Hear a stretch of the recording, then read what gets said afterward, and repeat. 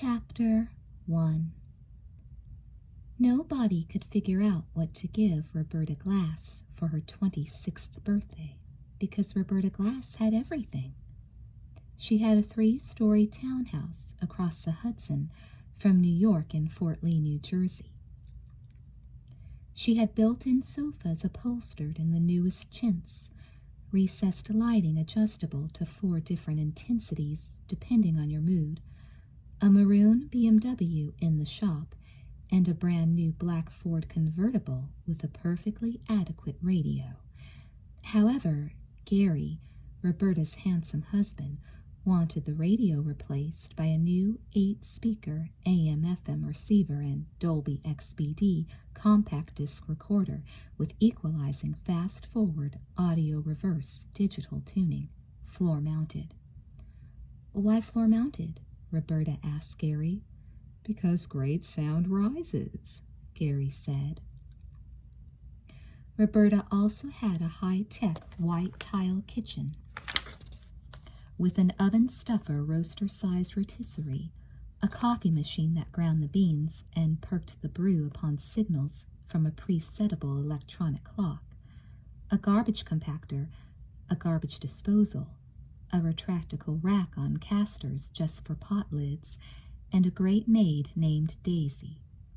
Also in this wonderful kitchen, Roberta had a countertop computer programmed with recipes and menus for every conceivable occasion, including the favorite foods of her father and stepmother for when they visited from Florida, and the soft, mushy stuff her beloved dog Dorothy had liked to eat during those difficult last days before the end.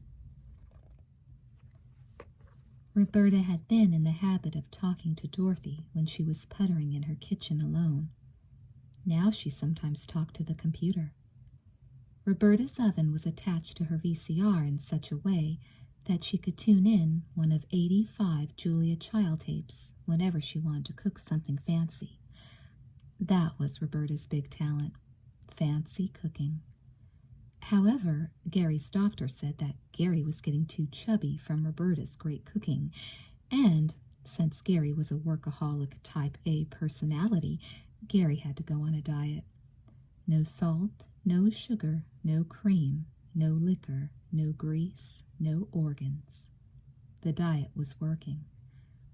After 4 years of marriage and enormous financial success, Gary Glass had started losing weight, and, in fact, his wife, Roberta, was now beginning to see less and less and less of him. Roberta's wonderful house had 3 bathrooms, a brown and pink tile, a green and gold stone, and a white egg yolk marble with opaque glass doors leading outside to a personal-sized swimming pool. This pool was flanked with pink geraniums and cabinets full of fine wine and adjustable chases, with attached brass racks for magazines and snacks.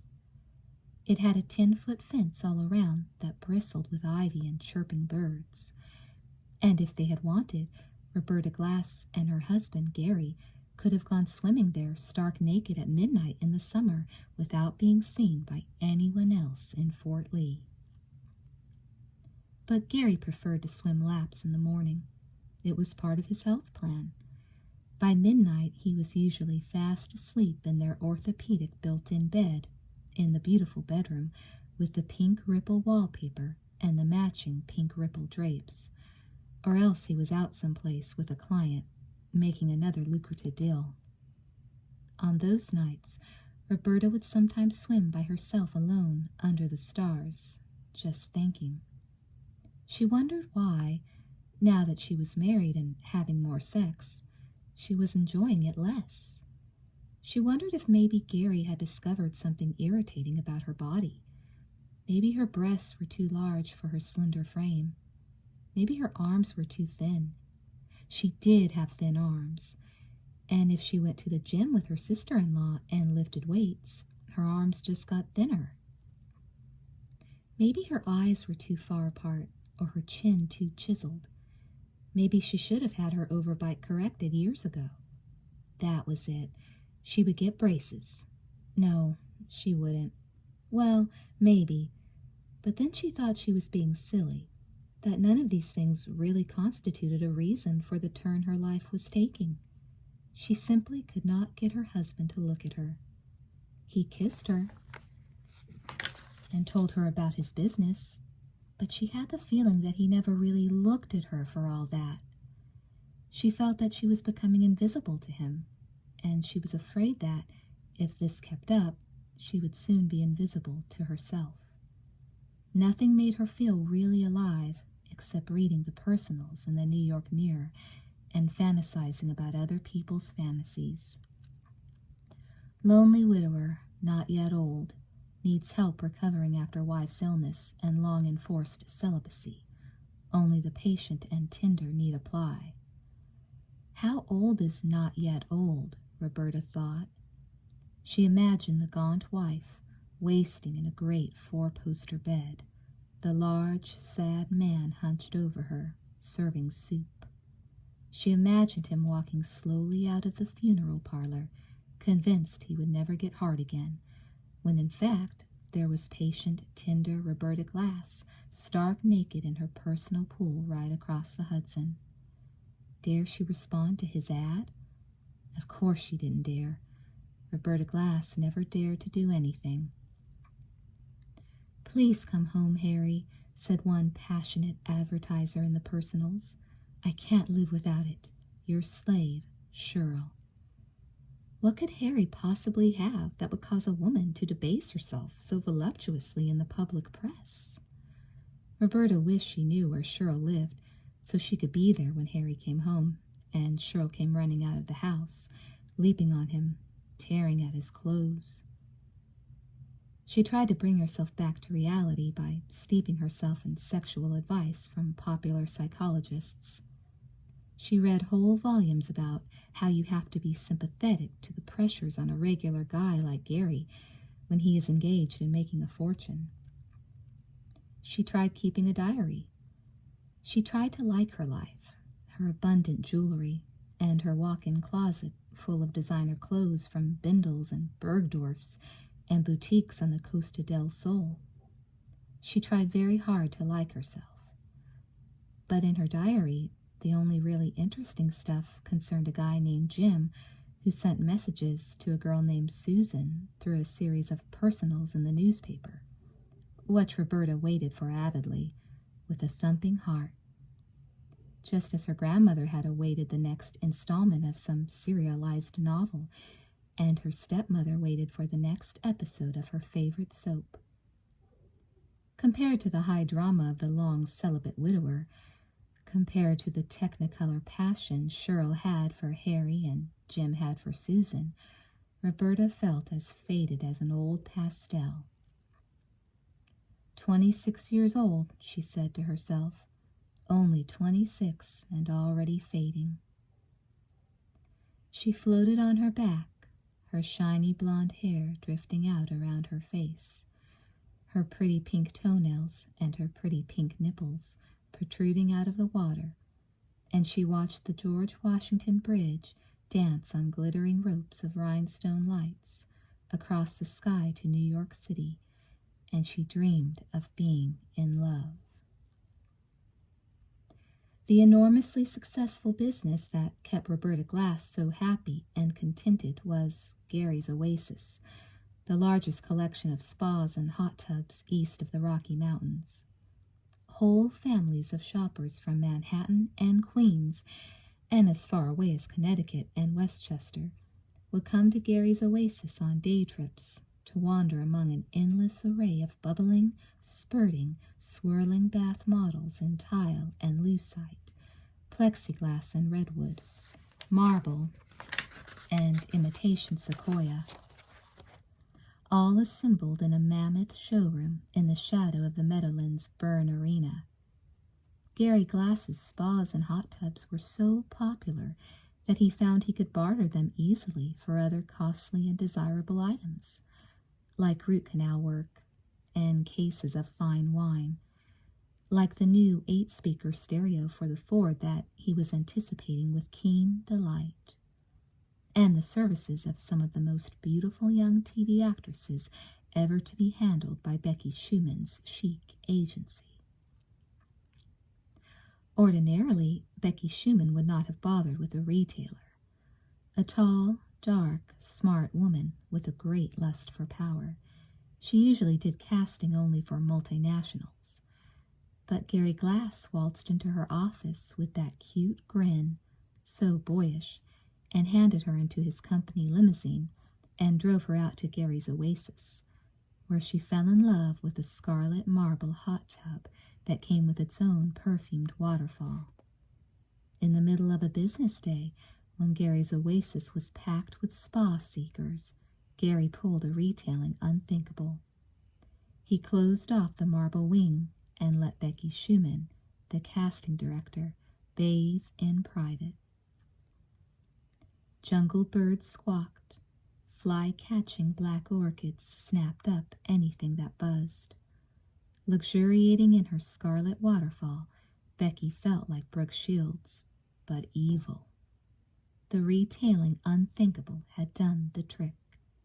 In exchange for having this great turn-on installed in her condo, Becky agreed to provide, gratis, the supporting cast of beauties for a TV commercial about Gary's Oasis, which starred none other than Gary Glass himself. Gary and Becky had spent many pleasant days together while making this commercial. It was due to appear on television for the first time tonight at 10:58 in the middle of Roberta Glass's 26th birthday party. Right before lunch on the day of his television debut, Gary's sister, Leslie, called. "Did you buy Roberta a present?" she snapped. "Oh, my God, I forgot," said Gary. "I knew you would forget. You're a pig, just like Daddy. Send your secretary to Cartier this instant." Leslie hung up. Gary buzzed his secretary. "Get the limo, go to Cartier's, and buy my wife, Roberta, something for her birthday," Gary said. "But what?" the secretary asked. "I don't know, something, anything. I mean, she already has everything, so it doesn't matter, does it?" "But how will I know what she likes?" the secretary asked. "Don't worry about it," Gary answered. "Roberta's very easily satisfied." The secretary took off for New York with a blank check. Gary leaned back in his executive swing chair. He lit a large Cuban cigar. He was feeling great. Already this morning he had acquired 1,500 hot tubs from a German company in an inventory liquidation and had immediately sold them to a fat farm in Baja at a 300% profit. So, by the time Becky Schumann arrived at Gary's Oasis for their lunch date, Gary Glass looked like a fraternity boy who had just won the beer-drinking playoffs. His light brown hair was mussed. His cute baby face was moist. His shirt was rumpling up out of his pants. He had a twinkle in his eyes, and, Becky could also divine, a certain burning in his gut. "Where shall we go for lunch?" Becky asked huskily. "Someplace special. After all, tonight is your big night.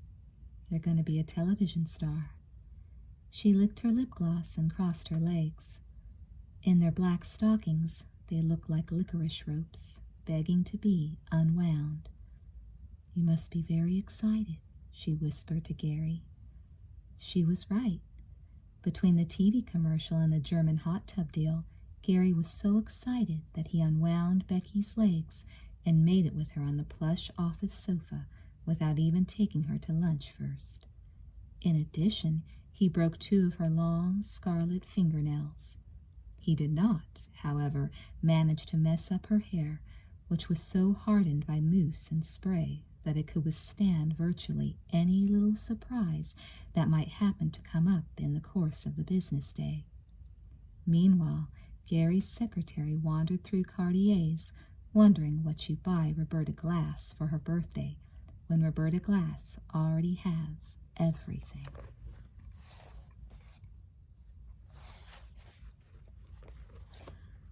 Roberta herself was sitting in her high-tech white tile kitchen, asking her computer what she should serve at her birthday party. "It's my party," she said to it, "and everybody's coming to wish me a happy birthday. But really, see, it's Gary's party. It's for all our friends to see his new ad on television. He's got a new ad for Gary's Oasis. It will be aired at 10:58, 11:16, and then again at 11:52, in the middle of the Sick Flick movie feature, and he wants everybody to see it. However, it would not be nice to have a party just for that, so we are using my birthday as a cover. You know what I mean? So what should we serve?" The computer hummed. "Party for Roberta's birthday," Roberta entered. "Request menu." "Chocolate birthday cake," said the computer. "Blintzes, subtype cheese, apple or blueberry, Szechuan spare ribs, fried rice, and gin straight up, possibly with lime." "I told you, this only appears to be a party for me. It's really a party for Gary," Roberta said, "and Gary cannot eat any of those things." "Party for Gary's television debut," she entered. "Request menu. 1,000,000 tiny hors d'oeuvres, including little knishes, franks and blankets, shrimp with dip, avocado slices on mini tacos, sushi, decaffeinated coffee, apple juice, Coke, Perrier, and a Cuban cigar."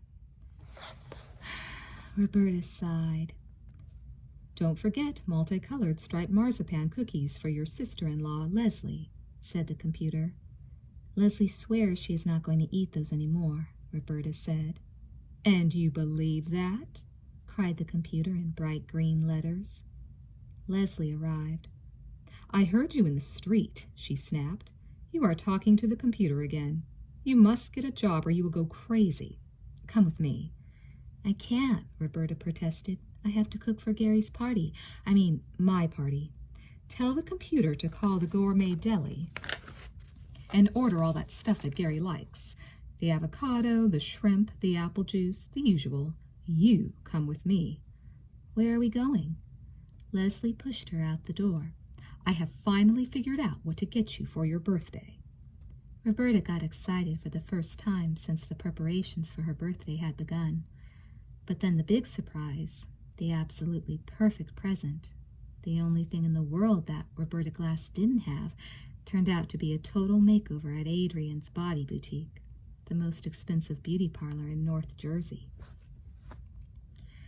For some reason, this felt to Roberta like a bit of a put-down, threatening to depress her. Therefore, she tried to pay as little attention as possible while they bathed the upper half of her body in mud, yuck, and waxed her inner thighs, ah, and shaved the calluses on the soles of her feet.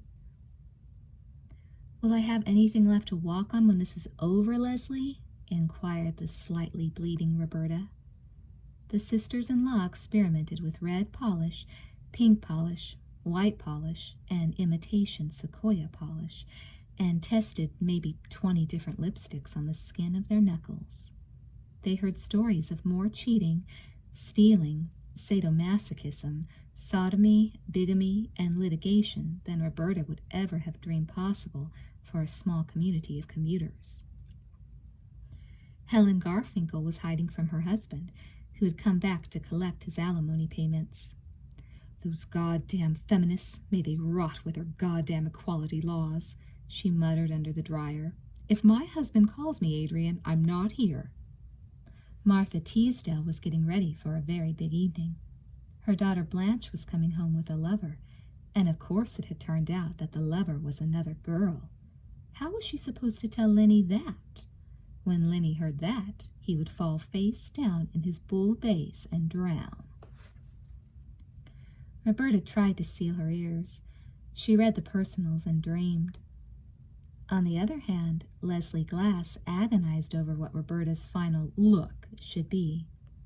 She leafed through French beauty magazines frantically, as though she were searching for just the right mugshot of just the right rapist, consulting seriously with the manicurist, pouring out her fears and doubts to the impassive Adrian. "Of course, I would love her to change the color, Adrian," Leslie said, "but I'm scared. Look at these pictures. Leaf, leaf, flip, flip. How am I supposed to be able to tell if this color is going to go good with her eyes and her chin and her personality? Roberta is not neurotic enough for a serious change of hue. Roberta did not even look up. She's not paying any attention, Adrian said. He wasn't either. Stop reading the personals, Roberta, Leslie snapped. You are drifting away again. Read the want ads, the want ads. Beautiful stranger, Roberta read. Red hair, green jumpsuit, walking dogs in Washington Square Park. Can't forget you. Give love a chance, Blackie. She sighed. Oh, I hope she gives him a chance. Roberta, please, Leslie said. He must be some kind of a pervert. What do you think of this? She showed Roberta a picture of a tall, thin Frenchwoman with short reddish hair shaped like an apostrophe. She was wearing a silk tie. He could be sincere, Roberta insisted. No one named Blackie is sincere. But he can't forget her, Roberta cried. He's in love. I think it's great. I thought you were reading the want ads.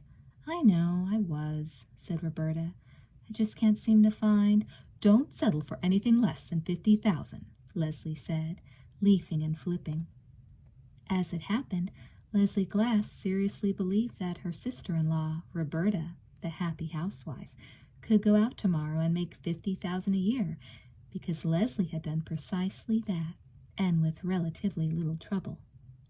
After the breakup of her marriage to that shit, Leslie had realized that she would probably have to go to work.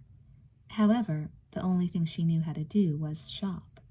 So, seeing that Fort Lee was a high-rise city minutes from New York, filled with high-priced professional media women who needed lots of clothes but who had absolutely no time to go shopping, Leslie founded Your Friend Leslie's customized buying service. She made friends with the anchorwomen and the soap opera actresses, took their measurements, ascertained their goals, judged their moods, and then went shopping for their suits, hats, shoes, stockings, pocketbooks, lingerie, everything. Explain to me again why what you do is considered working, Les, said her brother, Gary, nastily one night while they were sitting around, having grapefruit sections and playing Trivial Pursuit. You are such a pig, Gary, Leslie hissed. It is not nothing to find 26 different outfits. Not white, not black, not green, no patterns, checks, or stripes, for a size 4 light-skinned black woman to wear while anchoring the 6 o'clock news on a major network. I defy you to do it. I defy any of your dumb tub salesmen to do it. I am so insulted by your attitude that I am now leaving this house. And she stalked out, whispering, God, I don't know how you live with that jerk, Roberta. Leslie Glass did not enjoy her success. The more money she made, the less helpless she felt. The less helpless, the more independent. The more independent, the more single. The more single, the more hysterical. Clerks in major department stores genuflected when Leslie entered. At the designer showrooms, they kept tab and fresh lemons on ice, just in case she should drop by. But did she get off on these courtesies? Was her attractive head turned in the least? Not for a minute, because not for a minute did she forget that she was 27 and, give or take a night or two here and there, now and then, essentially sleeping alone. Leslie between men was like a designer between movies. Sure, absolutely sure, she would never work again, ever. All of my problems come from being fat, she said miserably to Roberta. You are not fat, Les, Roberta said, but she was really thinking about Harry and Cheryl. I am fat, cried Leslie. If I don't look fat, it's because every day I rack my poor body on the crucible of deprivation. But basically I am meant to be naturally, delightfully, happily chubby. It's a genetic tendency among the women in our family. In 19th century Belorussia, it was good to be fat, and that made the Glass girls the teen queens of Minsk. But for Leslie Glass, wanting nothing more than one more crack at marriage in Fort Lee, New Jersey, in 1985, it is an endocrine nightmare. Another French hairstyle caught her eye. "Oh, look, Adrian, what do you think of this?" He had no reaction. "Roberta, this look is for you." Roberta also had no reaction. "I just really wanted a trim," she said. "No, this is your birthday present," Leslie was saying. "I want to give you something different. Adrian, give her something different." Outwardly shy but inwardly seething seventh grade teacher, Roberta was reading. "Nothing weird," Leslie was saying. "Seeks hunk to bring her out," Roberta was reading. "Don't worry," Adrian was saying. "Her husband will love it." "It's true," Roberta was thinking. "I am invisible. Here's this man Adrian making me over, and he's discussing me with my sister-in-law as though I were not even here." She sighed and allowed herself to be led to the dryers. Then suddenly she saw it. "Wow!" she cried. "What?" said Leslie, who thought it was another hairstyle. "Here it is, a message from Jim.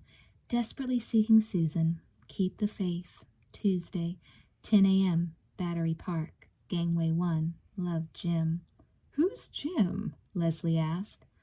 "Oh, God, Tuesday, that's tomorrow. Who's Susan? You know these people?" Leslie pulled her head out from under the dryer and peered at the newspaper. "Jim follows Susan all over the country," Roberta explained. "Last January she was in Mexico City, then Seattle. They send messages back and forth through the personal columns in the paper. That's how they hook up. Now they're in New York." She sagged back under the dryer, smiling to herself. What must it be like to be a woman like Susan? So desired, so hunted. Ah, Roberta Glass wished that once, just once. "Desperate," she said. "God, I love that word. It's so romantic." "Everybody I know is desperate, except you," Leslie commented. "I'm desperate," Roberta protested. Leslie laughed and laughed and leafed and flipped and dried and laughed. "Would you listen to that, Roberta? 110 pounds tops, no matter what she ate. The most successful husband under 35 in the greater metropolitan area. 3 beautiful bathrooms, a personal pool, a personable computer, and a great maid. And she said she was desperate. Ha!" Roberta screwed up her mouth and knitted her brows, circled Jim's ad with lipstick, and made a little wish that once, just once, Leslie's hair would come out vermilion. Immediately, she crossed her fingers and took it back, and said she didn't mean it, really, truly. But she was enormously relieved at the end of the day when Leslie's hair came out its usual bright, light brown.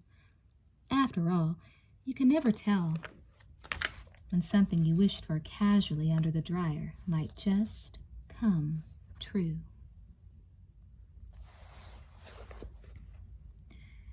At about the same time that Roberta Glass was successfully retracting the curse on her sister-in-law's hair, Susan woke up in a hotel room in Atlantic City and decided to take some pictures.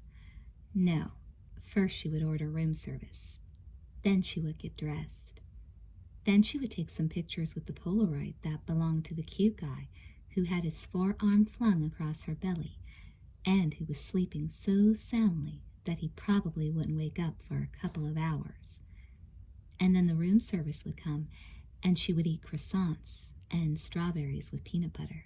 Yum, yum. Not to speak of a big bowl of Captain Crunch. And then, well, then she would decide what to do next. The man in bed with Susan was Bruce Meeker. She recalled that she had met him in the jangling casino, that he had bet a lot and won a lot shooting craps, that he had followed her from the slots to the disco, where he sat at the bar and watched her ass dance by with appreciation, and then brought her back to this terrific big room with red and white striped brocade wallpaper and a bed that looked like you could sit on it and rule the British Empire. They got up to stroll on the boardwalk. He took her picture, he bought her saltwater taffy, and they went back to bed. They got up and went dancing. He showed her the pictures in his wallet. His mother, his old girlfriends, his ex-business partner in wholesale gems, and bought her a bright red radio with earphones. Then they went back to bed. What Susan couldn't quite remember was why she had decided to come to Atlantic City in the first place. She flipped her strong, shapely body out of the bed and threw on her earphones and bopped into the bathroom. She hardly looked in the mirror because she didn't have to. She knew everything she had was terrific. She had round, white, plump arms and round, white, plump thighs and a heart-shaped face and a thrilling gap between her teeth. Since she had taken a lot of belly dancing courses in high school, she had a supple midriff that she liked to show off.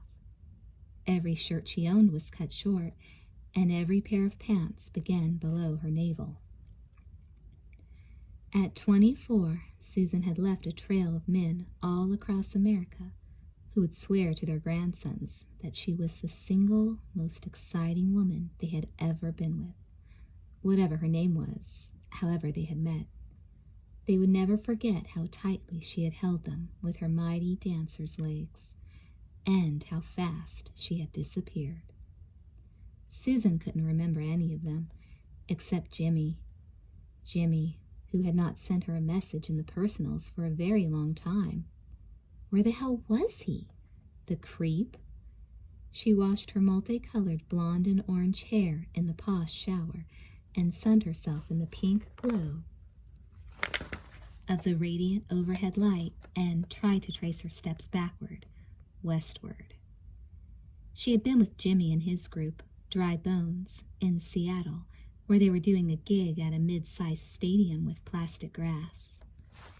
Jimmy played bass guitar, sometimes drums, and arranged the music and sang bass, and every night they had full houses. It was a little boring for Susan, but then Jimmy would make such wonderful love to her that her ears teared, and she almost, but not quite, told him her last name. Then Jimmy got a terrible cold because it rained so much in Seattle, and he was lying helpless, sneezing and wheezing and blowing in the motel room bed, and Susan knew he needed her. It was in his voice. It was in his eyes. It was in his thin, sweet face and his warm embrace. So Susan took his drum out of its case and piled her stuff into it and split. She dripped some juice from Bruce Meeker's contact lens bottles into her eyes and blinked. So what happened then? She wondered. Where did I go? What did I do? She opened her eyes. They were bright and clear, dark blue, tiger eyes. Right. She got out on the highway and hitched. She was wearing her purple lace pedal pushers and her black lace bra under her white net shirt and the shiny black pyramid jacket Jimmy had won for her in Mexico. Susan loved that jacket. She wore it all the time. It was silky and glittery. The lapels were black and gold, and on the back it had a big green and gold pyramid with an eye on top, just like the pyramid on the dollar bill. She wore her bright yellow high-heel boots with black rubber car parts around the ankles. Of course, all kinds of weirdos stopped to offer her a lift, but she turned them down, waiting for Mr. Right. Along came a convoy of cowboys heading north to the Calgary Stampede. One of them was driving a van with his horse in back. He promised that if Susan rode with him, the horse would rest his long, soft, pleasant face on her shoulder, and she would be allowed to feed him carrots and cubes of sugar. Well, this prospect was just too groovy to resist. So Susan accepted the ride, and the cowboy fell in love with her, and the horse fell in love with her, and they won a lot of blue ribbons and plenty of money at the rodeo. The cowboy gave Susan $500 of his winnings and said, "Go on now, baby. Get yourself some real clothes." Susan bought a black lace blouse and some white lace stockings with a white lace garter belt attached, but she couldn't find anything else that struck her as real in all of Western Canada. So she bought a plane ticket for Chicago, where she cut 6 inches off the bottom of the black lace blouse and got a job as a cocktail waitress. Okay, So now that gets me to Chicago, she said to her eyes, what she was encircling with very soft, smudgy black liner, the better to look like the queens of Egypt, whom she had always admired. So how did I get from Chicago to Atlantic City? It came to her. One day, on the shores of Lake Michigan, a miracle had happened. A monk selling ornate crucifixes suddenly discovered there was no God. In a mad passion, he tore off his robes and his hair shirt, threw his collection of crucifixes into the lake, and ran naked into a nearby forest. Well, Susan was no dummy. She knew a miracle when she saw one. She peeled to her blue lace underwear. Abandoning her bag of cheese doodles, she plunged fearlessly into the icy waters, rescuing crosses, Greek and Ukrainian, crosses with Jesus hanging on them, and crosses with Jesus hauling them, crosses with shamrocks wound around them, and crosses with garlic still strung to them. When she surfaced, she had 6 big ones dripping around her neck. Also, she was wearing the torn sail of a boat that had once capsized in a storm on this very lake, taking the life of one brother and leaving the surviving brother to become the star of a major motion picture. The crowd on the lakeshore cheered. They offered Susan their coats and blankets. One of them was a nice little red-headed girl. She had saved Susan's cheese doodles from many would-be thieves. She said she was the math whiz of the freshman class at New Trier High School. She asked if Susan would come home with her and teach her and her girlfriends how to dress. Well, Susan knew a windfall when it fell. So she went home with the math whiz, who lived in a palatial lakeside mansion.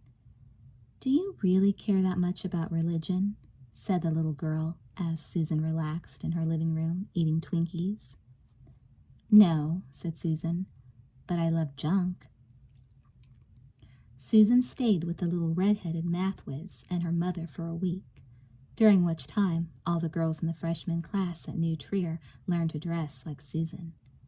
One of them gave Susan a gigantic black Jewish star on a bicycle chain. Another one gave Susan a black Merry Widow bra from the 50s, bought for $2 at a Winnetka garage sale. Then all the mothers of all the girls in the freshman class at New Trier took up a collection and offered Susan a ticket to any place she wanted to go. She could have said she wanted to go to Thailand to watch a chess tournament, and they would have paid. That's how much they wanted to see the last of Susan. But she let them off easy. She said Newark, which was how she wound up in the casino at Atlantic City, pumping quarters into slots, hoping she would hit the jackpot so she wouldn't have to sleep in somebody's car. Well, she did hit the jackpot. Plum, plum, plum. The quarters came rushing out like the waters of Aswan. Susan was very happy and gave some of her winnings to the broke old lady with a walker at the machine on her left. "God bless you, my child," said the old lady. "Why not?" said Susan. The quarters were still cascading. She reached for another paper cup. A cute guy on the other side of the bank of slot machines grabbed her hand. "I also hit the jackpot, beautiful," he said. "Let me take you dancing." It was Bruce Meeker. They had been together for a couple of days now, and if he didn't wake up soon, Susan figured she would split. Finally fully dressed, she began taking pictures. She lay down on her back on the floor and took a picture of herself with her most sexy look, scarlet lips parted, eyes half shut. It came out pretty good. She put it in the pocket of her pyramid jacket and crawled quietly toward Bruce. She tickled the bottoms of his feet. Bruce shifted in his sheets so that Susan could have gotten a great shot of his powerful thighs and his adorable butt end. But she figured she wouldn't know whose butt end it was in a couple of weeks anyway, so she took a picture of his face, so sweet and innocent in sleep, and left it on his pillow as a wake-up present. Room service knocked with breakfast and the New York Mirror. Susan opened the door and took a picture of the bellhop. He was young and white. He looked as though he could sing backup for the Mormon Tabernacle Choir. Susan grinned wickedly at him while the picture oozed out of the camera, developed but still wet. She tucked it in his pocket. Then she gave him $20 from Bruce's fat wallet. "Don't spend it all in one place," she said breathily. The bellhop staggered out, leaning on the room service cart for support. Susan relaxed and read the personals.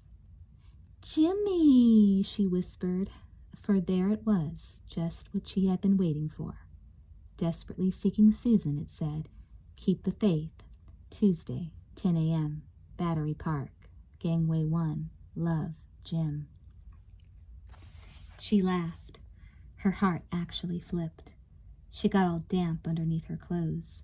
"It's about time," she said to herself, drawing a valentine around the personal with her black eyeliner. So into the dry bones drum case went her assorted frocks and accessories, some crap table chips, a couple of postcards, an ashtray, her box of saltwater taffy, the silverware from the room service tray, 2 towels, and a blanket. She piled her hair up under the black hat with the brass chain Jimmy had bought her at the bullfights and went through the pockets of Bruce's pants, which were thrown over the chair. He had a picture of her leaning against the railing by the beach. Really, it was a picture of her ass. She laughed and left it behind for Bruce to remember her by. He had a wad of money in his wallet. Susan took only one Casino Crisp $100 bill. Then, really by accident, her fingers stumbled over a handkerchief all neatly folded. Tucked inside was a pair of absolutely terrific earrings, very big. "Nice," Susan murmured, and she packed them too. By now the drum case was so full that it took all her strength to close it. She memorized Jim's personal and left the newspaper by her croissants. She left Bruce's Polaroid on the bed next to him, shoved her new radio and earphones into a yellow plastic tote bag, and headed out. "Bye-bye, Bruce," she whispered at the door of room 1313. "It was fun, huh?" As soon as Susan got out into the hall, the drum case opened and everything fell on the floor. The elevator arrived. "Shit!" cried Susan, frantically repacking. "Hold the elevator!" A blond man came out of the elevator. He did not stop to help her, for he was not by nature a gallant man. He just walked on by, his head lowered. He wore orthopedic black leather and gray suede shoes. They squeaked like doors. Peering sneakily under his own ear, he waited for Susan to get it all back together and rush into the elevator. Then he continued on to room 1313, where he suspected he might find his old friend, Bruce Meeker. The blond man never saw Susan's face, but he got a good look at the pyramid on the back of her jacket.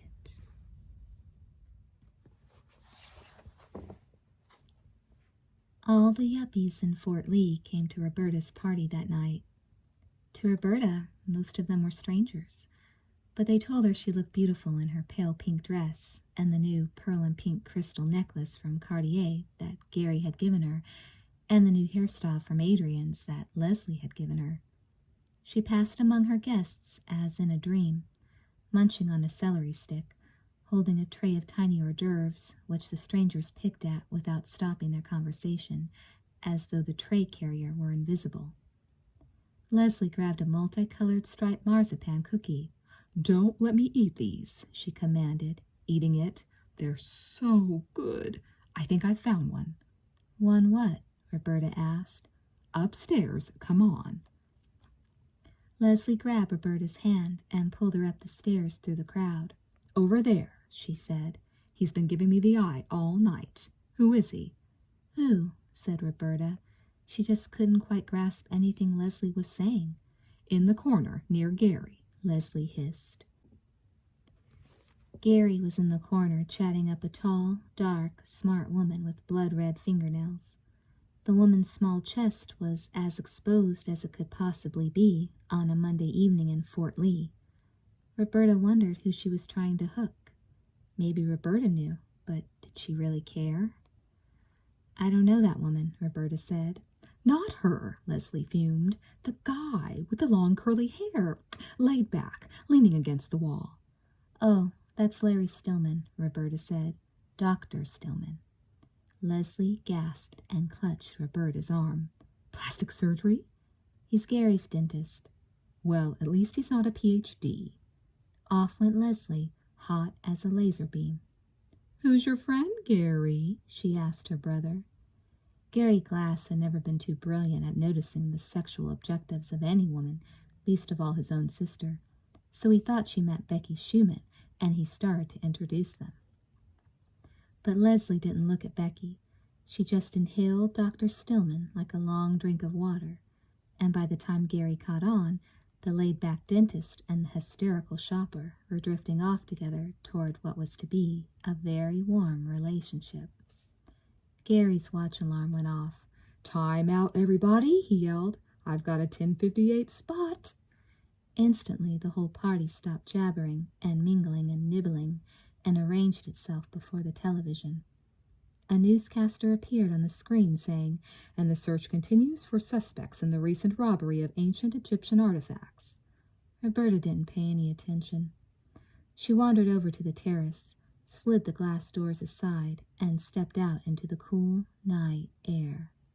The great bridge lay before her like a tiara. Gary's commercial came on, but she didn't turn to watch.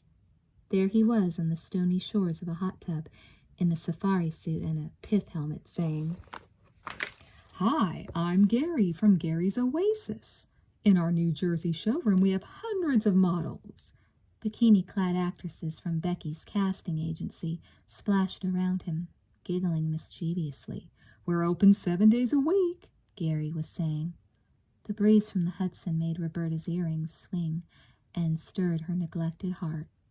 Hey, Gary, come on in, the pretty bathers yelled.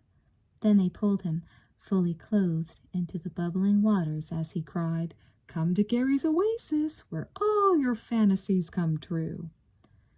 The party guests cheered and applauded and kissed Becky Schumann and congratulated Gary Glass. Roberta paid no attention. As far as she was concerned, her house was filled with strangers. To them, she was invisible. Okay, so be it. She let her imagination loose like a magic bird on the night air, and it carried her far, far away into a real-life fantasy.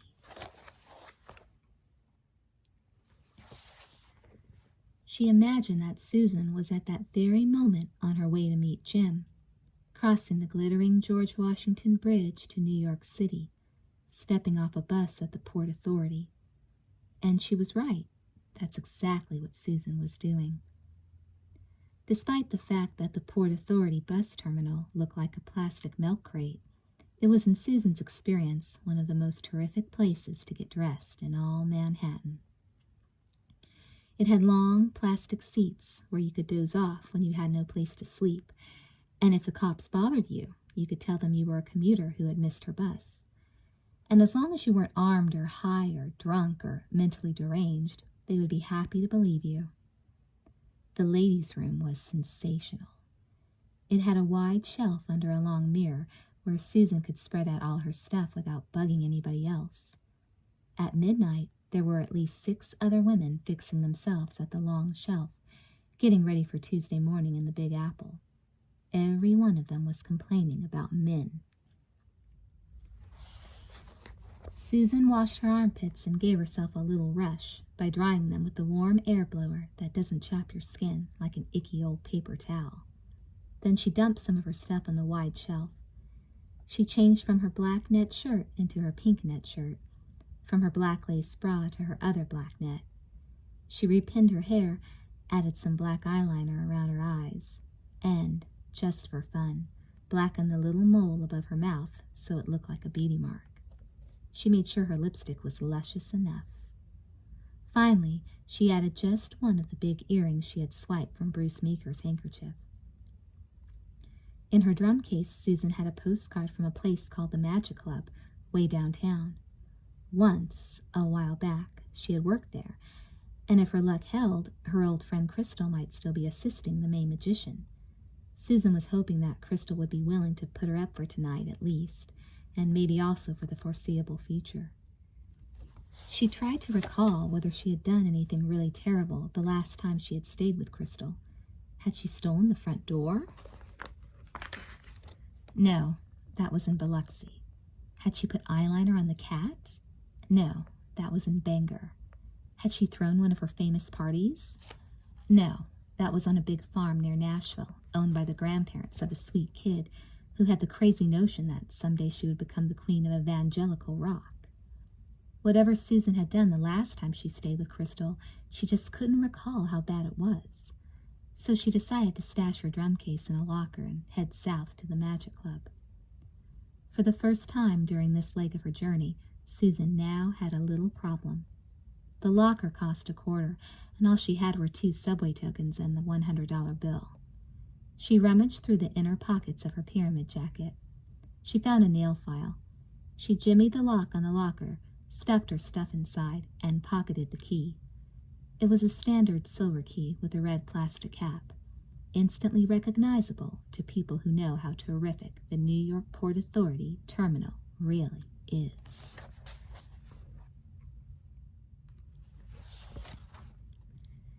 In Fort Lee, Roberta Glass hung out in her kitchen, wearing white silk pajamas, sleepless, disconsolate. Her many guests had left long ago. She watched Laurence Olivier and Joan Fontaine having their great love affair in Rebecca on the television. She picked at what remained of her birthday cake, a whipped cream cake with cherry filling, not her favorite. But it was nice of Leslie to remind Gary to order it. She wondered what Susan was doing at this moment. Probably meeting her lover, probably dancing the night away, something exciting, something romantic. Gary came in to take his vitamins. "If you want to watch TV, you can watch in the bedroom with the earphones," he said. "I don't want to watch TV," she said, watching TV. "People really liked my commercial, don't you think?" "Yes, they did. They loved it. You were terrific." He smiled to himself.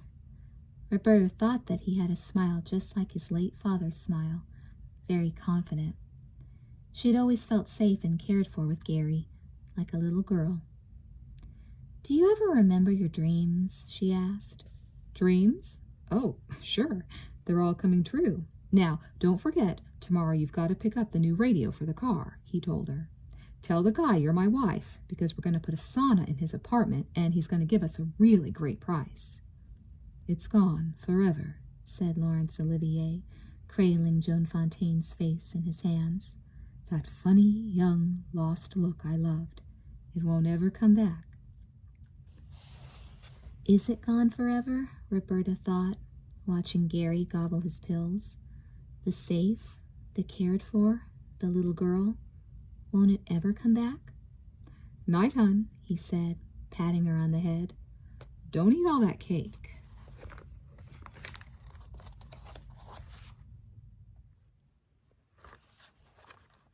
The same old derelict had been lying on the pavement outside the Magic Club for as long as anybody could remember. He never snored, he never shifted. Patrons sometimes tripped over him on their way home. He never awoke, even if they apologized. He was like a lot of the garbage that collected in the very dark, silent streets outside the Magic Club. Fixed. If it rained, he got wet. If it snowed, he got covered up, but he stayed where he was. Henry, the octogenarian pianist who led the band at the Magic Club, said to Max, the septuagenarian saxophonist, on the occasion of the 90th birthday of Vito the drummer, that maybe the derelict was dead. But if he was dead, why didn't he smell? Like the fixed derelict and the garbage on the pavement, like Henry and Max and Vito, nothing at the Magic Club ever changed much. Costumes from previous habitations still hung on the racks in the ladies' dressing room. The capes of magicians who had made themselves disappear long ago were draped over the shoulders of life-size cardboard figures of Claudette Colbert and Wonder Woman. They had resided in the dressing room since rent control. I myself have had many bizarre sexual encounters with these classic beauties, said Kaminsky the dummy. Kaminsky was the star of the curtain-raising act of the magic show program. He lived in a suitcase. He was a real dummy. He had thinning red hair and plaid pants. His legs flopped. Kaminsky complained constantly about his ventriloquist, who was always shutting him up before his stories got too dirty. For example, as soon as Kaminsky began to elaborate on his erotic experiences with Wonder Woman and Claudette Colbert, the suitcase snapped shut on his upper lip. Henry, Max, and Vito remembered strippers with sequined nipples who had played the Magic Club before it was the Magic Club, blues singers with feathers on their heads, actors who were now Hollywood regulars who broke their teeth on Strindberg and Ibsen on the Magic Club's exhausted little stage. They remembered with particular delight a band of transvestite ballet dancers who wore big blonde wigs and peach-gray tutus. Although the performers had vanished, the sequins and the feathers and the small-breasted tutus hung on. 2 tutus in particular were still being worn, along with a big blonde wig by Susan's old friend, Crystal. Crystal had met Susan during a Duran Duran concert in Cleveland. Crystal wanted a t-shirt, but they were too expensive. She tried to swipe one, but she had never been too fast on her feet. So, of course, the security men grabbed her. Crystal started to cry. Susan popped out from behind a hot dog stand, snatched the t-shirt, and disappeared into the crowd. So, of course, the security men threatened to arrest Crystal. She cried so much that they settled for throwing her out of the concert. Crystal didn't know what to do. She couldn't go home because Maine was too far away. She couldn't go back to the convent where she was staying because she had promised Sister Dolores a Duran Duran t-shirt and could not bear to disappoint nice people. She was perfectly miserable, sitting on a curb, watching her tears run with the rainwater down into the sewers. Miraculously, Susan popped out from behind a mailbox. "I've got something for you," she said. She handed Crystal not 1, but 4 t-shirts and an autographed program. That was all it took. Crystal became her friend for life. The 2 girls hitched to New York together. In 6 months, they had 27 jobs between them. Crystal's big breakthrough came when Ian the magician, master of illusion, headliner at the Magic Club for as long as anybody could remember, hired her as his assistant. She got Susan a job helping to tend bar. But Ian the magician didn't like Susan. He thought she was a bad influence on Crystal, so he was happy when Susan went off with Jimmy to Seattle. Crystal really missed Susan. Somehow everyone seemed to fall asleep when Susan left town. "The customers at the Magic Club are as sleepy as the derelict lying out front," she wrote to Susan on the postcard that Susan kept in her drum case. "They never laugh, they never clap. If they look at me at all, it's only when my boobies fall out of that dumb, strapless, small-breasted tutu. The other night, I tripped off the stage and landed on my ass, and they all sit around waiting for somebody else to pick me up. For God's sake, come home. Your friend, Crystal." There were 2 waitresses at the Magic Club. They sold drinks and cigarettes. One of them leaned against the wall for hours on end and looked like a Eurasian mannequin. Many customers did not believe she was real. They hung their hats on her and stamped out their cigarettes on the toes of her red shoes. The other waitress moved, but very slowly, passing among the tables like a restless wraith through a graveyard. "Filters," she murmured, "non-filters, extra thins, extra longs, super lights, high test, premium, unleaded." Ray, the Magic Club's manager and MC, wore a bronze tuxedo jacket he had rented for his prom in 1962 and never returned. He told jokes so old they predated the president's film career. He referred to his audience as ladies and germs. His mother, Gilda, the head bartender, was wont to say that the Magic Club contained more antiques than the Frick Museum and should be declared a historical monument. She wrote as much to the mayor, but for some reason her letter was forwarded to the welfare department and a social worker came to visit. The miracle was that the Magic Club survived. Ray made a living, and so did Ian and Crystal and the band and the waitresses, and Kaminsky the dummy made enough to pay his ventriloquist child support. "This is because we provide an essential service," Gilda, the motherly bartender, explained. "Pressured New Yorkers always need a quiet place with deep shadows where they can just stare into space and take a little rest and think nothing." On stage, Ian the magician was tossing gold rings to Crystal in the final throes of their act. Drum roll. She dropped the first ring. Drum roll. The second one rolled by her. Drum roll. The third ring she actually caught. The musicians were so astounded they played a chord. The curtain fell. Crystal stumbled and groped her way backstage to the ladies' dressing room, bumped into Wonder Woman, stepped on Claudette Colbert, and felt her way along the rubbish-strewn dressing table until at last, she found her glasses. Oh, happiness! The light dawned. The once dim world of shadowy fuzz burst upon Crystal in brilliant technicolor, in Panavision, in black parachute silk pants, and still smoking. "Susan! My God, Susan, we thought you were dead!" "No, just in New Jersey." Crystal and Susan hugged and kissed. "Anybody I know?" Crystal asked. "Oh, some guy from Atlantic City," Susan said. "It was fun until he started getting serious." Crystal laughed and threw her wig on a styrofoam head, wriggled out of her tutu and into a different dress, originally worn by Belinda What's-Her-Face in the animal act she did before she got into serious porn, Mother Gilda said. "I am ready to quit this dump," Crystal bitched, wriggling. "Ray won't let me wear my glasses on stage, and then Ian gets pissed off because I can't do any of the tricks. I mean, I am only legally blind. I could understand if I wanted to wear my glasses on my tits, but nobody in this dive is looking at my face anyway. Could you set me up?" "Oh, come on, Crystal," Susan said. "Let's just get out of here." "But I've still got to do the mystery of the disappearing bluebird. Can't you wait a few minutes?" "Look, I'm really tired," Susan said. "Why don't I get some pizza and I'll meet you at home?" Crystal brightened. "You got a place?" "Not exactly," Susan said, chewing her lip, "but I'm working on it." She grinned. "Oh, no," Crystal said. "Just for tonight. Come on. I promise. Come on." Crystal scowled and repinned her thick, wavy, nicely graying hair.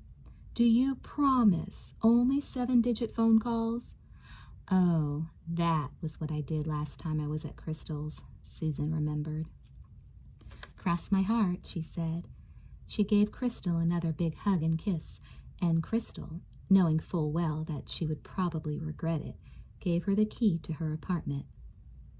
Crystal got home at 3:30 a.m. to find that Susan had redecorated. She had painted a couple of walls canary yellow to match Crystal's favorite tights. She had swiped a potted tree from the West 20s. It stood now on Crystal's coffee table, which Susan had covered with a Russian shawl that had wonderful, graceful fringes. "I love the shawl," squealed Crystal. "Where'd you get it?" "It slipped off a woman who was kissing her boyfriend on Duane and Reed." "Oh, Susan, eat your pizza." "Where'd you get the pizza?" "It fell off a—" "Don't tell me," Crystal screamed. "Tell me about that guy in Atlantic City. Tell me about Dry Bones. I heard they're cutting a real record. Tell me about the palatial lakeside mansion in Chicago." Susan told her everything. Crystal told Susan everything. They gossiped and giggled until dawn and fell asleep in their clothes. The next morning, Susan got all dressed up and followed her heart to Battery Park and Jimmy. She bopped into a guy who was buying a newspaper from a machine. He took a long look at her. She smiled. "Oh, well, baby," he crooned. "Why don't you just take a paper?" Susan kept smiling. She took all the papers and dropped them disdainfully at his feet. He backed off fast. "I mean, some of these broads you meet in the streets of New York are really terrifying," he said to his buddies that night in the pool hall. Susan had not intended to read the paper, since she only read the paper if there was going to be a personal from Jimmy, and on this beautiful morning Jimmy was waiting for her at the Battery. But the front page knocked her out. It had a large picture of Bruce Meeker, crushed and bleeding and totally dead on the boardwalk. "Mobster falls from hotel window. Mystery woman sought for questioning," said the headline. "Shit," said Susan. Jimmy Riddle, the bass guitarist, sometime drummer, arranger, and bass singer for Dry Bones, sat on a bench at the Battery. He was wearing his green and black band jacket and looking for the woman he loved. A sensitive, thin young man, not yet 30, Jimmy was already a little beat up from his many years on the rock circuit. His brown hair stuck up in spikes. His eyes were gentle and intelligent. They could break a girl's heart. A long time ago, Jimmy had spent 1 whole year being stoned. Then his father died, and he had to go home to Flagstaff for the funeral. All his brothers were there. His mother asked him to sing, but he couldn't sing because he had been stoned for a year. His mother thought grief had made him songless, but she had never understood Jimmy anyway, even though she loved him a lot. She didn't understand that it's grief that makes a man sing, and that it was coke that made her Jimmy dumb. He hadn't done any drugs since that day, because he felt he already had enough to be ashamed of. The guys in Dry Bones, who had been Jimmy's best friends in college before they all quit school together, seemed to be falling a little out of sync with him. They said he was getting older and they were staying young. In fact, they had always been younger than Jimmy, and they were all exactly the same age. If the band made a good living, it was because Jimmy knew how to hire a manager and fire one too. If the band didn't get stale, it was because Jimmy listened to other people's music and never stopped learning. If the band didn't break up, it was because Jimmy stuck with Dry Bones, even though he was offered spots in bigger groups. He had a loyal streak. It was why he would have to wait to get rich. It was why Dry Bones would one day be very, very famous. Jimmy had a secret that he had never told anybody except his best friend, Des O'Hurley. As a kid, he had been fat. Really fat, he told Des. Roly-poly. He couldn't sit on a horse without rolling off. He couldn't explore a cave without getting stuck. His brothers were all major jocks, but not Jim. He could huff and puff and pray, but his fat legs would not carry him safely to first base, no matter how far he had hit the ball. "I never beat the throw," he told Des. "Not once. Not once." Jimmy's pitch was perfect, and his voice never changed. It was always low, from babyhood. The high school music teacher came out to the house and told Jimmy's parents he had real talent and should attend a conservatory, maybe in the East. He could get a scholarship. He could go far. "His name was Wayne Hammerford," Jimmy told Des. "He taught me piano. He gave me the baritone solos in The Messiah. I don't think he was ever out of Flagstaff." Jimmy's mother believed everything Mr. Hammerford said about her roly-poly son and settled her certitude on Jimmy quietly, like an extra blanket on a cold desert night. But Jimmy's father was ashamed of him, and he loved his father. His father was a cowboy and a really great guy. Because he was so fat, he sympathized with the other kids who had things wrong with them and were having a hard time in high school. He sympathized with the clumsy goons. He sympathized with the dipshits. Most of all, he sympathized with the very smart kids who always had the worst time of all. So even after Jimmy lost 50 pounds in his senior year of high school and came up lean and muscular as a quarter horse herder, the insecurities and sensitivities he had learned as a fat kid stayed with him and made him successful in the wide world. Very smart people who wouldn't ordinarily drink 2 beers with an itinerant rock musician felt comfortable with Jimmy and agreed to represent him and his group and set them up with hot chick singers. Melancholy folk poets with great lyrics in their hearts gave Jimmy their songs. He could do a blues number real well, and if it was late at night and all the bullshit had stopped, Jimmy Riddle could get the truth out of anyone, even Susan. He stretched his long arms out on the back of the bench in the warm June sunshine. The citizens of Lower Manhattan strolled by, all colors and sizes, like a bunch of flowers, a beautiful sight for any artist to behold. But Jimmy didn't take much note of them. All he wanted was to see Susan again. He worried that she might have missed his personal, that she might not have received his message, that she might still be in Canada someplace with that horse she liked so much. He worried that, even if she had seen his ad, she might be too far away to make it to the Battery on time. And Jimmy didn't have much time. Dry Bones was doing a concert in Buffalo this very evening, and the van would be by to pick him up in less than an hour, and he wanted to ask Susan to come with him to Buffalo. He kind of knew she would say no, but he had to give it a try. In the worst way, he didn't want to play another college tour without her. A really pretty woman sat down on the adjacent bench. She had shiny, bright blonde hair and a nice overbite. She wore a little white blouse and white pants and a pink sweater, looked like an out-of-towner in the summer punk crowd. To Jimmy, she seemed nervous, fidgety. He figured she was waiting for someone. He asked her for a match. She didn't have one and didn't seem to want to talk. Seemed scared, as though she thought he might be trying to pick her up. Well, she wasn't so far off base.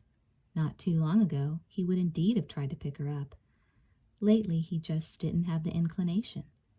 All he could think about was the crazy, funny girl he had met in a luncheonette 20 blocks north of here. She was a waitress. She busted out of her silly yellow uniform like popcorn. When he came in to eat, she took off her shades and grinned. What did she have wrapped around her head? Old blue dance tights. She looked him up. She leaned over the counter and looked him down. She wrote her phone number in eyeliner on his napkin. Then she crushed the napkin and stuffed it in his coffee. What a napkin that was! So absorbent. Such incredible tensile strength. She squeezed it out and spread it out, and, believe it or not, he could still read the phone number. When Jimmy tried to pay for his breakfast, the waitress winked and tore up his check very slowly. One by one, she stuffed the little pieces in her cleavage. She was fired on the spot. Jimmy took her out and bought her breakfast. She ordered Captain Crunch. When had all that happened? 2 years ago? 3 years ago? Was it really 3 years that he had been chasing Susan? "Susan!" he yelled, spying her pyramid jacket as she leaned against the railing by the water. And off he ran. The pretty blonde woman with the pink sweater ran after him, looking for the lucky creature who answered to that magic name. But Jimmy was too fast for her. She lost him in the crowd.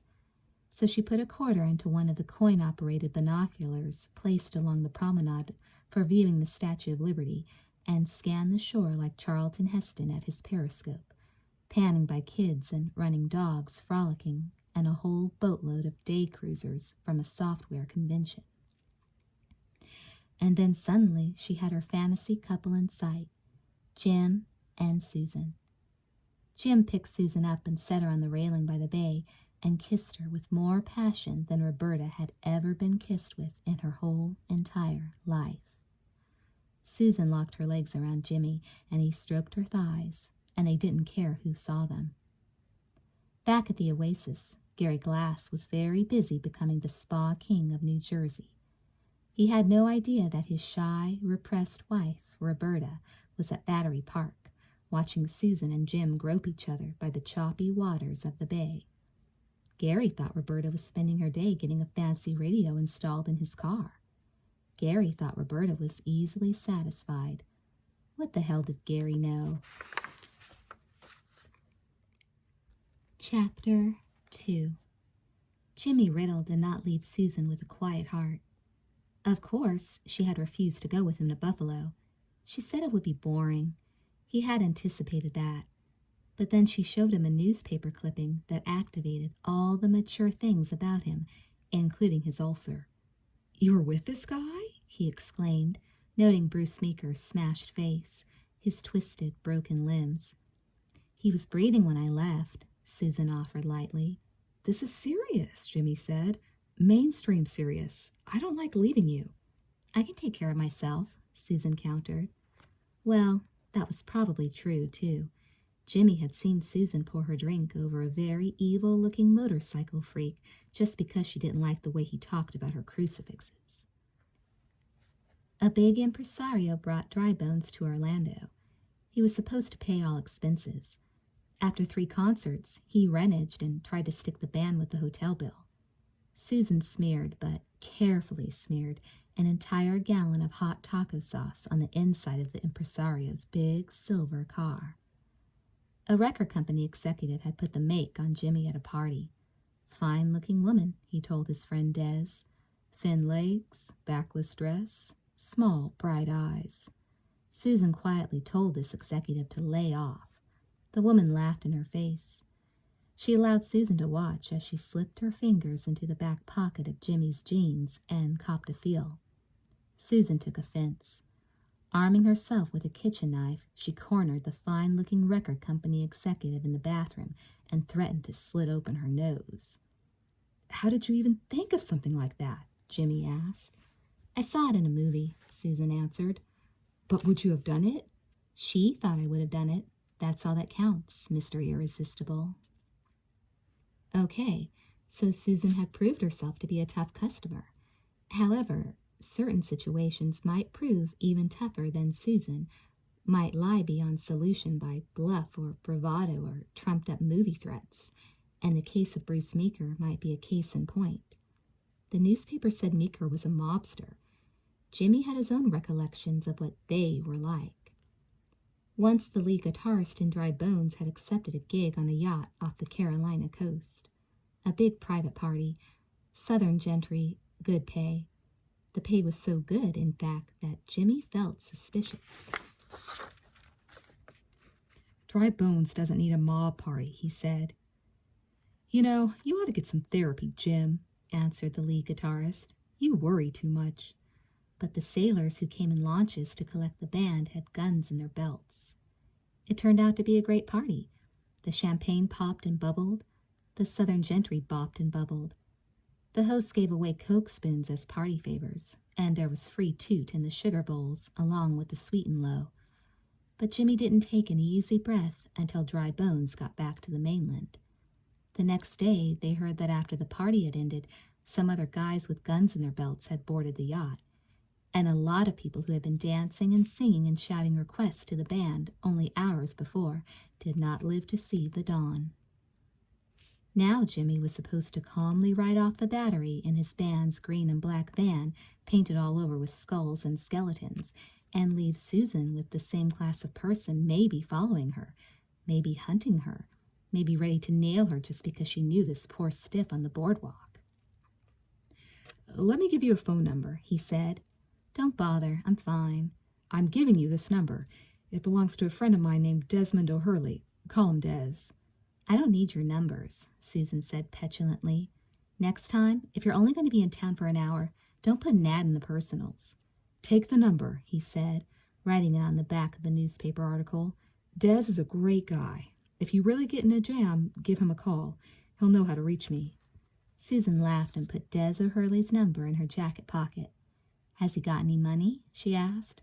"Forget it," Jimmy said. "He knows all about you." The Dry Bones van pulled up. Jimmy jumped in and took the wheel. Susan ran alongside, holding his hand. Through the window, she looked like a pretty little Christmas tree to him. She looked like a lot of candles on a cake. Everything about her shined and glittered, and it wasn't even dark. "Be here the next time I get back," Jimmy said, as the van pulled away. In the rearview mirror, he saw her waving. He had a vision of a mobster pointing a stubby black gun at all the places he liked to kiss Susan, at her soft white neck, at her blue tiger eyes, end at her laughing, pouting mouth. He wanted to turn the van around and scoop her up off the battery and cram her into the seat next to him and keep her there, but he was afraid to crowd her. He didn't want to make her think he was afraid to crowd her.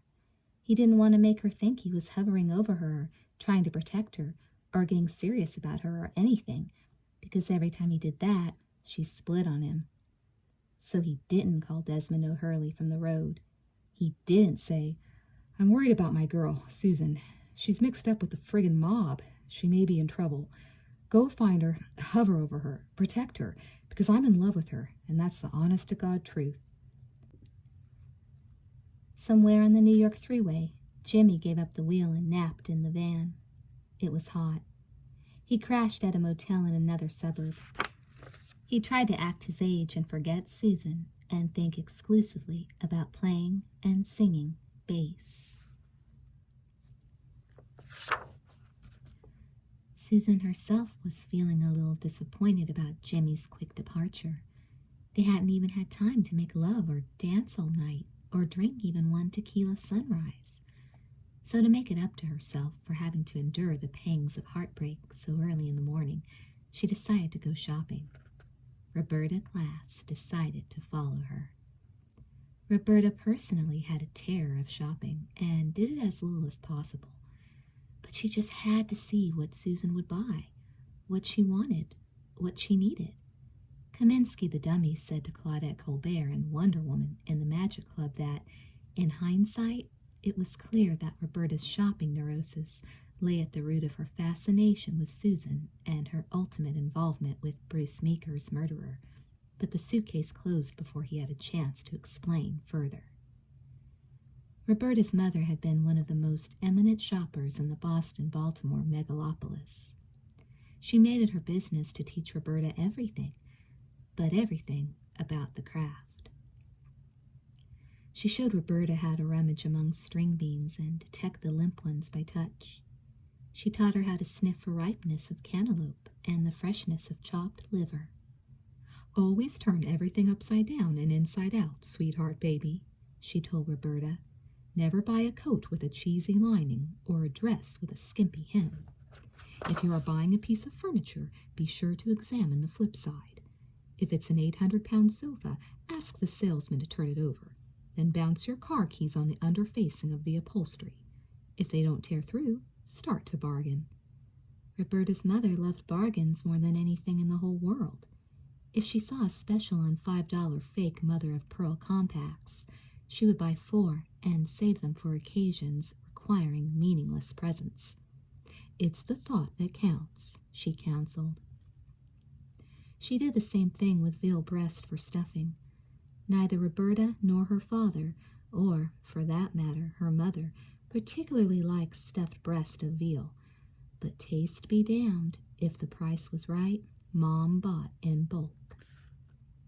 The joke whose punchline went, "For $10, let it hang in the closet," was invented to describe Roberta's mother. She dressed like a Bess Meyerson clone, kept enough food on hand to feed, should they happen to attack, the Egyptian Third Army, and still never overspent her housekeeping allowance. When Roberta was a little child of 6, her mother introduced her to the Osterfine experience. Miguel Osterfine and Aunts was a small chain of clothing stores famous for its discounts on better women's wear. There was an Osterfine's in the lush Philadelphia suburb where Roberta grew up, another Osterfine's in the lush Boston suburb where she went to school, another just off the Baltimore-Washington Beltway in case you needed something to do while your car was parked for 6 hours in traffic. And there was also an Osterfine's in the New Jersey Meadowlands in the shadow of Giant Stadium, not a stone's throw from the shadow of the Byrne Arena.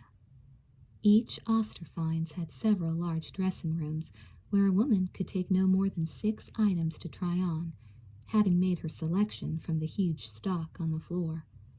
The dressing rooms contained no partitions. They were lined with mirrors. They had little benches where you could put the clothes you had worn to come to Osterfine's, the mother you had brought along who would eventually pay for what you bought, the little girl you had brought along so she could watch and learn the shape of her life to come. Ah, the shapes in Osterfine's dressing rooms. They boggle the mind of the impressionable youngster. Since in the mid-60s, when Roberta was 6, there were few health clubs, it was here that she learned all the different kinds of bodies she might develop. Watching her mother slip in and out of suits with maimed labels, the better to hide their true designer origins, while at the same time suggesting that they really did have designer origins to hide, she learned that even if you were thin, you could have stretch marks. Even if you were fat, you could be beautiful. Even if you were a member of the leisure class, your legs could turn blue. Most Osterfines in Roberta's experience contained at least one supervisory saleswoman named Seal, pronounced Seal. She wore nurse's shoes. She wore glasses on a chain around her neck. She enforced the house rule that, like the American flag, no Osterfine's item must ever touch the floor. God forbid you step out of a dress you were trying on and got it dusty. Seal would have you ejected in shame.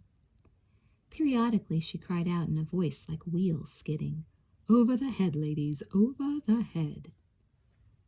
Although no one could ever prove it, the rumor persisted that at the end of the business day, when all the customers were gone, a brigade of secret cleaners would enter the dressing rooms and wash away all the blood that had been spilled there during battles between mothers who shrieked, "I wouldn't be caught dead in that rag," and daughters who shrieked back, "Everything you own makes you look dead, mother."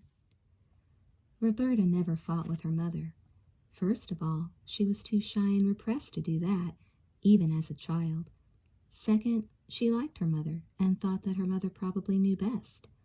Wasn't it true that every time Mom told her to wear a coat and she didn't, she was cold? So it took extraordinary courage for Roberta to say, as a tender preteen, that even though her mother wanted her to dress like Jackie Onassis, Roberta wanted to dress like Marilyn Monroe. "Oh, my poor baby," cried Mom, hugging Roberta and kissing her. "Don't you realize a good shopper doesn't wear what she wants? A good shopper wears what they're showing. I understand how much you admire Marilyn Monroe, my sweet little angel baby, but when you're shopping, it's really better not to maul yourself after women who kill themselves before they're 40. This really scared the hell out of Roberta. She went back to keeping her mouth shut, and thereafter agreed to wear whatever her mother picked out for her.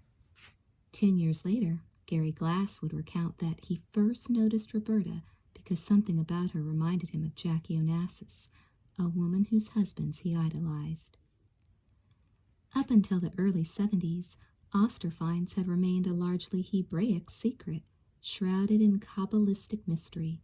But then, suddenly, the secret got out, and the whole customer profile at Osterfines changed radically. In came upscale black girls who wanted to dress like Angela Davis, with mothers who wanted them to dress like Gladys Knight. New blood stained the dressing room floors. In came mysteriously rich immigrants from Russia and Asia. They had never seen so much stock in their lives and often went into abundance shock, passing out among the jumpsuits. Seal had to revive them with tea and Sara Lee banana cake in her private chambers. In came stately wasps. Only yesterday they'd been flower children skinny dipping at Woodstock. Now they were the wives of rising technocrats. They were ready to go back to shopping as long as they didn't have to look like their mothers. Osterfines was the logical answer. Neither Miguel Osterfine nor any of his aunts really understood this phenomenal change. They asked marketing experts and demographic experts, but nobody had an explanation. They should have asked Kaminsky the dummy. A student of history and a great lover of women, Kaminsky realized that the pan-culturalization of the Osterfine experience had occurred because in the 70s, women had begun sharing secrets with each other, especially on Wednesday nights. All these broads from all these different ethnic groups would get together, Kaminsky explained to the derelict at the Magic Club. Something they called consciousness-raising meetings, very much in vogue in those days. Everybody thought they were discussing politics. Not entirely, said Kaminsky. They were also discussing Osterfines. As a result of the same huge information exchange Kaminsky continued, the classic Osterfein's customer pool began to shudder and shake and fray at the edges. One of the frays turned out to be Roberta's mother. On a certain Thursday, when Roberta was 16, Mom went to Osterfein's without her little sweetheart baby girl. She said she was going to buy a dress to wear to a bar mitzvah. She never came back. Poof, boom, goodbye, Mom. Roberta felt bad for her father. He had to endure at least 2 or 3 weeks of limp string beans and overripe chopped liver before falling in love with another woman. She became Roberta's stepmother.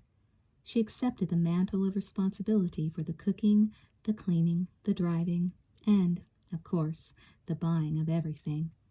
She and Roberta's father moved to Florida and raised a whole new family. Roberta's mother sent wonderful letters and tapes from all over the world. She invited Roberta to join her in Nepal and Kenya, in New South Wales and Ann Arbor. Roberta was too shy and repressed to go. Besides, she was supposed to be mad at her mother for running away like that. "Why did you do it, Mom?" she asked, sitting around drinking gin the night before her marriage to Gary Glass. "Why did you run away like that?" Roberta's mother puffed on her cigarillo and hitched her faded denim overalls, thinking, "I did it," she said finally, "because I could not bear to spend another minute shopping." So the grown-up and safely married Roberta, who followed Susan north from Battery Park that beautiful Tuesday morning, had grown to think of shopping as a real scary experience. She considered herself very lucky to have a sister-in-law like Leslie Glass, who ordered her clothes, and a personal computer who ordered her food. The fact that this meant she did not get to wear or eat anything she liked did not bother her. She was much more frightened that, if she had to enter some store to buy something, she would suddenly freak out and turn, poof, boom, goodbye, Mom, into a liberated woman and have to run away from home. Susan had no such reservations. She loved shopping. She treated herself to a long browse among the vendors of Lower Broadway. The whole street was her boutique. She had $100 in her drum case at the Port Authority, just in case she saw something she might actually want to come back and pay for. And even though she felt bad that Jimmy had left so soon, and even though she could still feel the heat of his hand on her thigh, she wasn't going to let that ruin her day. "Come on, baby," yelled an enterprising salesman. "You need some socks, you need a watch, you need some beads. I got 'em here. They'll fit right in your pretty little belly button." Susan grinned and bobbed onward. Roberta hurried to keep up with her, losing sight of her once in a while behind a pair of lovers in military jackets with medals, behind pretty punk teenagers swishing in jalebas and dashikis from 100 exotic tribes. Susan swam the crowd like a gorilla. Roberta tripped over it like a klutz, but she hung in. A mammoth fat man with a sweaty blue shirt flapping blocked her view. When she finally got past him, she saw Susan trying on a pair of sunglasses. The handsome black street vendor said, "Try these, Mama," and he put another pair on Susan. "I got a hat for you too, baby. Beautiful, beautiful, right?" He held up a mirror so Susan could see herself. It was the kind of hat Roberta's mother wore when she was still a housewife, back in the 50s. Black, flat, and zooped up a little in the back. "Come on, baby, I got some jewelry here," the vendor cooed. "Check it out." But Susan shook her head and moved on, past necklaces of plastic acorns, past plastic leopards with jeweled collars you could hang from your ears, past wind-up robots that marched in circles on the curb and had bees on their antennae. Susan smiled and almost glanced behind her, feeling something. But then it turned out to be a skinny Frenchwoman with a silk tie and an apostrophe on her head. Susan just bopped on. Roberta ducked out from behind the apostrophe where she had been hiding, and the handsome black vendor stopped her. He tried the sunglasses on her. He plopped the hat on her head. "Now, this hat is going to look great on you, lady," he said. "All day long I've been trying to sell this hat." He held up the mirror. $10, he said. $10 for the set." Roberta grinned. She actually liked the hat. But then she saw Susan disappearing into the crowd and she took off, figuring if she lost her once, she would never find her again. "Hey, where you going with my hat?" the vendor yelled. "You come back here. Give me my glasses." Roberta ran back to return his stuff, crying, "Oh, I didn't mean, I'm sorry, and she stumbled into his table and knocked everything. The glasses, the hats, the earrings, the beads, the wallets, the socks, the pirated tapes in pink plastic cases, all over the sidewalk. "Oh, Jesus, now what you doing, babe?" yelled the vendor. Roberta was running backward into the crowd, calling, "I'm sorry, but leaving him high and dry with the mess. "Some of these broads you meet on the streets of New York," he muttered to his buddies. Susan had not noticed any of the commotion to her rear. She passed a gypsy palm reader telling the fortune of a Wall Street banker with an alligator attaché case. She passed a girl vendor with 6 pretty white rabbits, each one wearing 20 pairs of earrings. She passed a display of buttons hung on a low floating kite. One of them said, "I've got the hots for Wilson Good." She trailed her fingers over strawberry shortcake bikini briefs and headsets left over from the Lufthansa heist and stacks of alligator patches you could sew in your clothes, and a rack of glittery old Rockette costumes that hung outside a store called Love Saves the Day. There she stopped. 20 feet behind her, Roberta stopped, panting. She was trying to figure out how Susan had learned to walk faster than Roberta could run. Susan looked deeply into the store window. It emitted a pink glow. In it there was a pair of black boots, studded all over with chunky rhinestones. The boots were stuffed with pink tissue paper. They stood alone in the window. Susan licked her upper lip. Roberta bit her lower lip. Was this what Susan wanted? Was this what Susan needed? Roberta watched Susan enter the store. She was talking to the manager, a tall black man who looked exactly like Tina Turner. While Susan tried on the rhinestone-studded boots, Roberta slipped into Love Saves the Day. The little store bounced resoundingly with an Aretha Franklin tune. The wonderful junk dresses on multicolored hangers swung to the music. Roberta pretended to be very taken with one jazzy number. Susan walked in the boots. She danced in them. She took off in them, smooth and fast as a magician's assistant. But Tina was streetwise and broadwise, and not about to be fooled by Susan's sleight of foot. With globe-trotter hands, he drew Susan back into Love Saves the Day. "Do me a favor, baby. Stay on the carpet, okay?" Groping among the clothes like an oaf, Roberta could see that Susan would have to negotiate for the boots. The tension in the little pink boutique mounted. "They're great, aren't they?" Susan said. "Sure are," said the store owner. "I gotta have 'em, man, but $65? "That is the price," he said, smoothing his fabulous blonde mop. "Forget it," Susan said. "I like your jacket," said the store owner. Susan stayed cool. "It used to belong to Jimi Hendrix," she said, very hesitant, as though she were afraid that Jimmy might object. Really, she was reluctant to give up her pyramid jacket, which Jimmy Riddle had won for her in a Scrabble game against the head of women's wardrobe on a movie that ran out of money in Juarez, Mexico. Juarez had never seen such a Scrabble game. Quarts of tequila flowed. Sunrises came and went and came again. Dry bones backed up Jimmy. The movie crew backed up women's wardrobe. The catering trailers fed everybody until the food ran out. The head of women's wardrobe began to starve. Jimmy survived because Susan sat at his feet and fed him stolen tacos. The Scrabble game took so long that by the time Jimmy finally won, the movie had been refunded. The production manager arrived from L.A., took everybody out for dinner, and flew the whole crew home in style. Unfortunately, this airlift had occurred after the sets, the costumes, the sound equipment, and the grip stands had been sold to anyone who would pay cash, because no American movie crew wants to be stranded in Juarez without a per diem. Susan was very devoted to the pyramid jacket.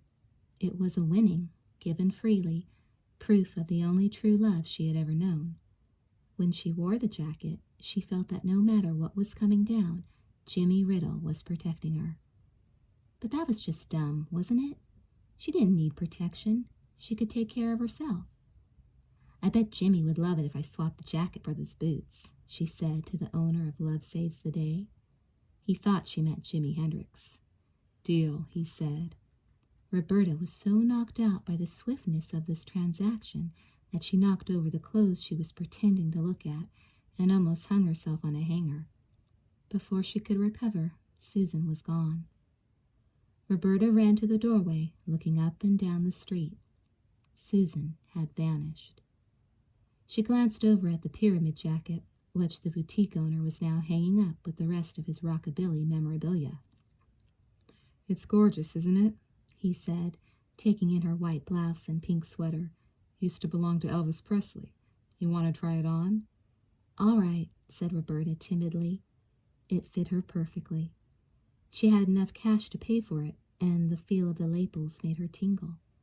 For the first time in her life, Roberta Glass had gone shopping and actually bought something she liked.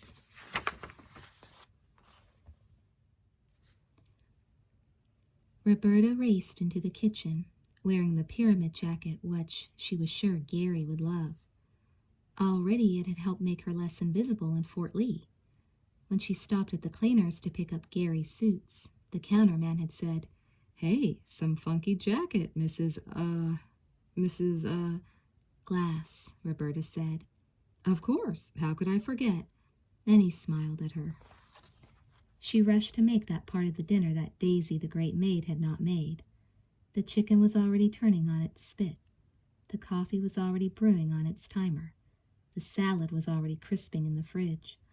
All Roberta had to do was whip up the quiche, one of Gary's favorites. She punched a button on the VCR.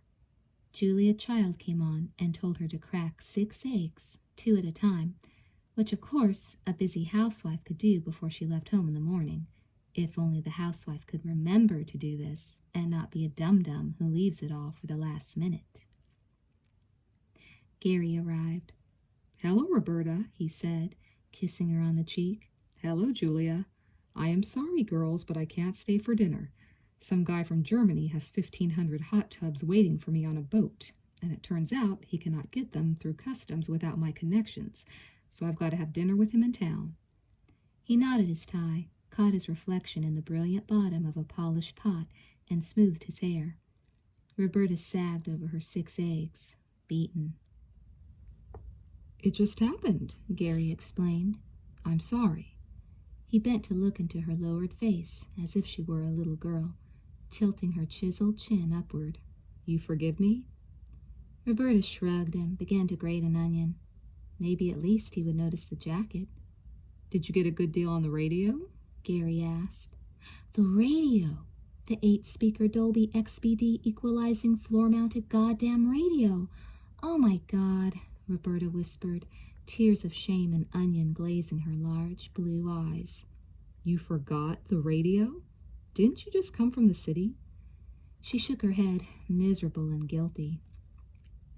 When Gary Glass was disappointed, he had a way of staring at you uncomprehendingly and letting his mouth hang open like a whipped dog's. Either it touched your heart or it pissed you off. "You know, Gary," Roberta snapped, imitating her sister-in-law, Leslie, "you could have told me about not wanting dinner instead of making me rush." "Rush?" he cried. "From where? According to you, you didn't go anywhere." Suddenly he squinted at her. "What are you wearing?" "It's a jacket," Roberta answered proudly. "It used to belong to Jimi Hendrix." "You bought a used jacket? What are we, poor? What's going on here?" She looked so utterly deflated that Gary was punched softly by remorse. "Roberta, Roberta," he said. "Now look, I've got to run. I'm late. We'll talk later, all right?" "All right, we'll talk later." He kissed her on the cheek. He was afraid she was going to cry and make him late for his dinner appointment, so he stroked the idiotic black and gold striped lapel of her jacket and tried to say something encouraging. "Jimi Hendrix, huh?" Roberta was ready to throw the damn jacket in the trash compactor. She was ready to despoil the bright pink Love Saves the Day shopping bag with wet eggshells and onion skins. What a bust! What a total, unmitigated, infuriating failure! Once again, Gary had looked at her and talked to her and kissed her, but he had not seen her once during this whole horrendous episode in the kitchen. She hated this kitchen. She hated quiche. She hated Julia Child, and she hated her mother. However, because Roberta did not do violent things, she folded up the pink shopping bag and put it in the drawer she reserved especially for that purpose. She threw the jacket, but not into the trash compactor, only over the back of a chair. Out fell an odd-looking silver key with a red top, a piece of newspaper with someone's phone number written on it, and a Polaroid picture of Susan putting on her sexiest face. The key and number meant nothing to Roberta, so she just put them back in the jacket. But the picture, oh, the red-lit picture, it caught her imagination and returned her like magic to her great day trailing Susan on the boutique street. She studied the picture in her nice, luxurious bubble bath. She slipped beneath the perfume waters. Fantastic ideas came into her head. The very next morning, Roberta went back to New York and put an ad in the personals of the New York Mirror. Desperately seeking Susan, it said, meet me at Battery Park, Thursday, 4 p.m., regarding key, and she signed it, a stranger. Meanwhile, Susan herself had doubled back to Love Saves the Day as soon as she realized she had left the Port Authority locker key in her pyramid jacket. But Tina Turner told her he had sold the jacket. In 20 minutes? Sorry, babe, he said, throwing up his hands helplessly. Susan was beside herself. I mean, what am I supposed to wear? She raged to the sympathetic Crystal. She had left Crystal's number with Tina, but actually she had little hope that the person who had bought her pyramid jacket would bring back the key, which was why she was so thrilled and ecstatic on Thursday morning upon reading Roberta's ad in the personals. Great going, stranger, she beamed. What fucking stranger? Jimmy Riddle exclaimed, to no one in particular, in Buffalo.